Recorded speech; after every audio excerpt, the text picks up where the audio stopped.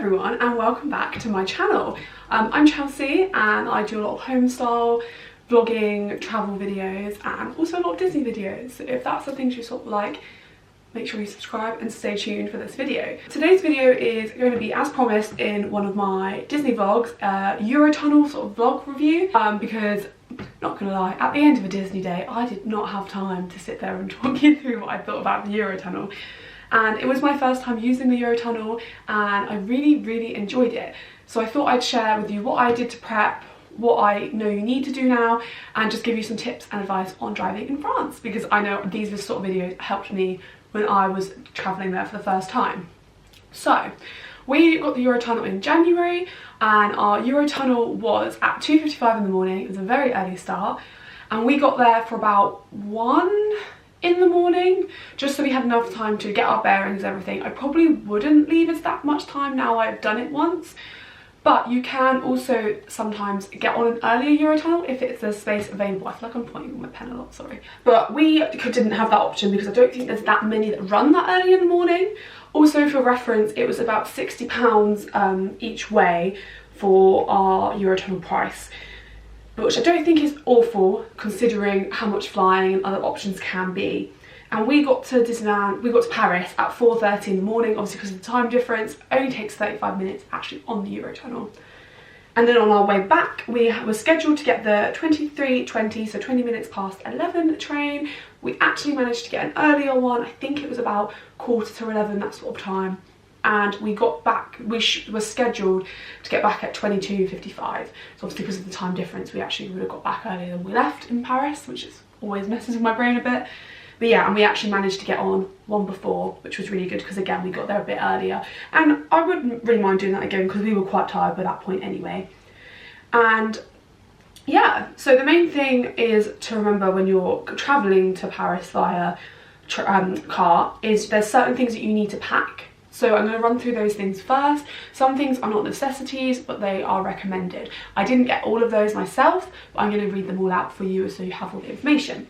So, and also I will link everything I bought down below so you can try and find like what you're looking for. So the first thing was a UK sticker for the back of your car, and I also had the ones on the number plate. You have to have these travelling. It's no longer the GB stickers, it's now the UK stickers. They're not very expensive. You can get magnetic ones or sticker ones. I just got the sticker ones and I've left them on my car. I'm probably going to travel there again. It's up to you. And then the next thing, that these are one use only, which I did not know until I purchased them. And they are the Eurolite headlight stickers. These go on your headlights because our cars aren't designed to be on the other side of the road. So we need to have these to stop us like blinding other drivers. They weren't very expensive either. And then the third thing you need is high visors for every single member of your party. So it was just myself and Louis, so we just needed 2 high visors. And they're again not very expensive. And then the other thing that's compulsory that you need to buy is a warning triangle, so that if you break down, you can get one out and put it by your car. This I was a bit random, I thought, but I got mine from Amazon and I'll link it below. Then the other things, I feel like these are more given, but I'm just going to say it anyway. Obviously, it's essential to have breakdown cover, that you're covered in Europe, just because if you break down over there, the charges can be quite expensive. You need your full UK driving licence. Another form of ID, so I have my passport, and then you also need a motor insurance certificate, which you can get from your current insurer. Mine was on my like original email from my insurer when I got that cover. I think it's maybe if you're considering going to Paris or driving in Europe, just maybe when you're getting your insurance, checking that you would be covered by that in there. And then you also need to have your V5 registration document, and it's recommended to have the following items: spare bulbs, which I mean I didn't take personally, but it is recommended. These used to be compulsory, but they're not anymore. And also a fire extinguisher. And I did have these like breathalysers. They're not very expensive. I have a couple of them in my car because the alcohol limit out there is a lot lower than it is in the UK. But yeah, those last 3 items are not essential but are recommended. Another thing that you won't need for going to Disneyland Paris, but you would need if you're going more in the centre of Paris, is a clean air sticker. Get these online and I'll link it where you can down below. They're not very expensive, like £2 or £3. So yeah, I feel like your first time that you're going there, there's a little bit of an initial cost, and then obviously when you repeatedly go there, all I need to buy is the Eurolite headlight stickers and they're like £3 or £4. So definitely it's once you buy it, you don't need most of it to rebuy it again, unless obviously you use the breathalysers or you use your fire extinguisher and things like that. And then just some other little facts about what you need or what it's like driving out there. The speed limits have been lowered recently on A and B roads to 50 miles per hour, so just to help with risks and things. And also on your way to Disneyland Paris, if you're driving to Disneyland Paris, there is a toll road. Don't worry, you can get a, I think it's called like an air tag. No, that's Apple products, air tag. You can get like a tag thing, so you can just drive straight through. We didn't do that. You do have to pay for them. I don't think it's really worth it. You just had to pay, so you just literally pay, you get a ticket on the first one. It is all in the vlog, so I'll pop the vlog series up here in the information cards. But yeah, you do, so you just get your ticket in the first one, and then when you come off the motorway, you put your ticket back in, and then it just says how much it was. I've looked back on my transactions, because I just used my card. I don't know if you can pay by cash, I think it is card only. And we paid £20.82p on the way there. Obviously the conversion rate changes, which is why it varies.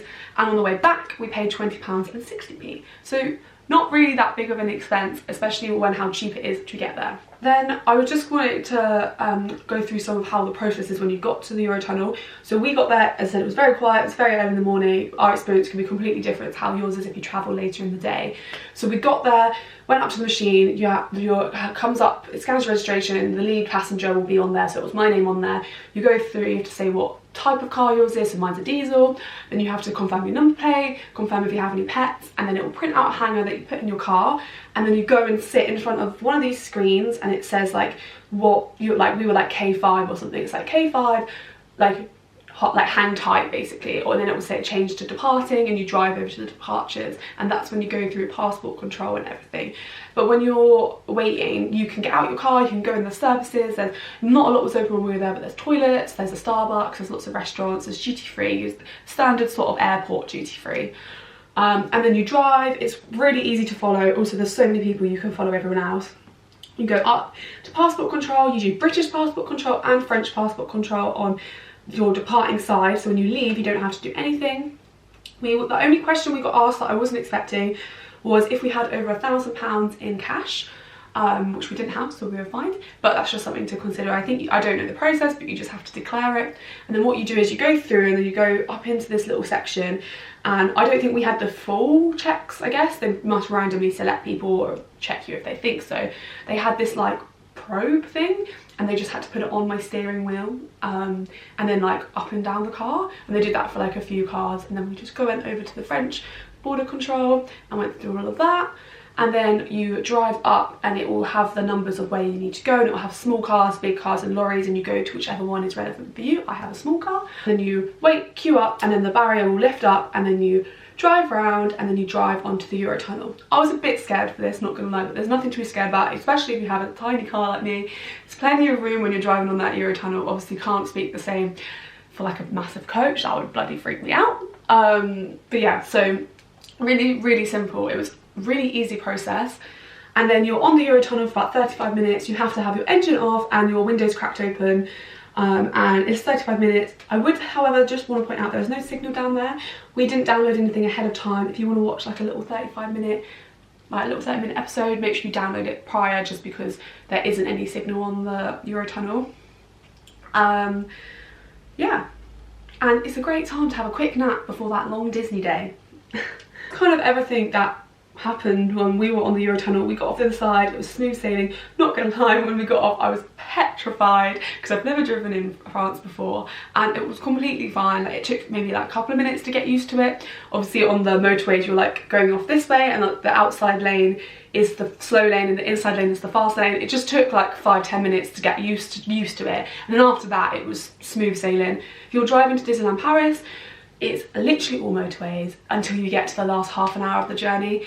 So there's not really like, it's not that hard. The only thing I would say is make sure you're fully rested, because obviously driving just on a motorway for like 2 hours, you know, like if you drive, you know what I mean, it gets a bit like autopilot.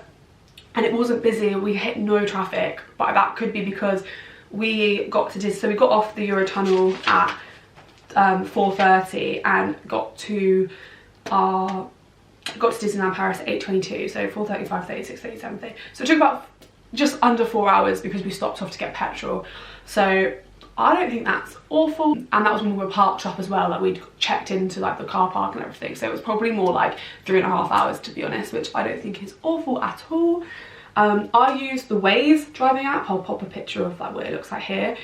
It was so good. It translated the driving signs into our driving things, and it was just a really good app. It was really up to date, didn't have any issues with that. But you do need to turn off the setting that allows you to see speed cameras, because that is illegal over there. That's actually a good point. And I know a lot of people are worried about driving there because of the roundabouts being out of the way. The only roundabouts I actually encountered were ones in Disney, and they actually had arrows telling you which way around to go, which obviously like I did know, but it was good to have that reminder if you were a bit worried. And yeah, there wasn't really any of the roundabouts that we encountered, and we stayed in the New York Art of Marble hotel. So yeah, and it was super easy, and I would 100% recommend traveling by Eurotunnel. I've traveled by Eurostar, Eurotunnel, and I've flown to Disneyland Paris.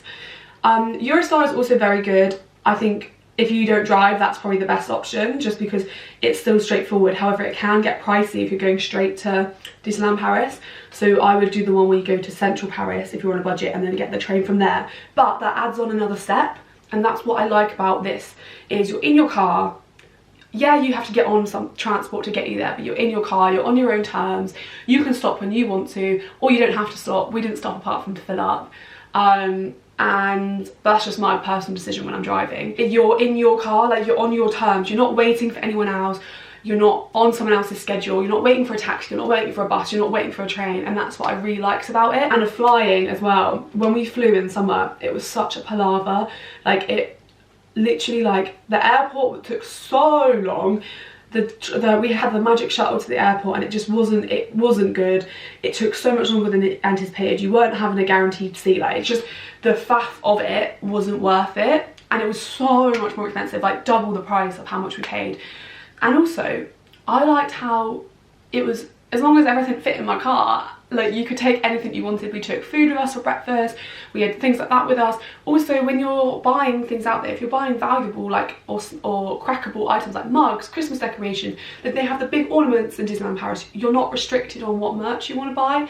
Like if you're flying, it has to go in a suitcase, and you know it's going to be thrown around. Like you can then put your stuff in your car. Another perk was the night before when we checked out, we just kept our essentials in the room that we needed for the next day. Took all our luggage down the night before, put it in the boot of my car, and then the next day we just had to put a backpack in the car, and we didn't have to go back to the hotel and be like, oh, can we get our luggage? Like obviously it's not a problem in Disneyland Paris, but it was so easy. When we wanted to leave, we just had to go back to the hotel and go to my car. We didn't have to like get the luggage, put it in the car. Like it just eliminated those factors on the last day, which I really personally liked, because I get quite worried about my luggage going missing and things. And yeah, your luggage staying with you as well, like I really liked. All in all, it was just really, really easy. I would say maybe look up some of the road signs that they use, and like some traffic lights, if they're amber, I think it was, you can still turn, so like look out for things like that. But if you do a little bit of research beforehand, watch a couple of videos like this, hopefully you'll have all the information you need, and honestly would travel by Eurotunnel again.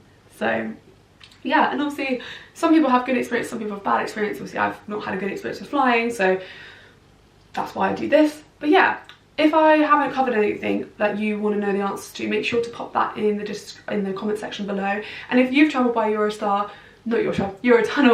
put in the comments what your favourite thing was about travelling with Eurotunnel, or if you didn't like travelling by Eurotunnel, what is your best way to travel to Disneyland Paris. But yeah, that's everything in this video. I hope it was informative and helpful, and I will see you in my next video. Bye guys!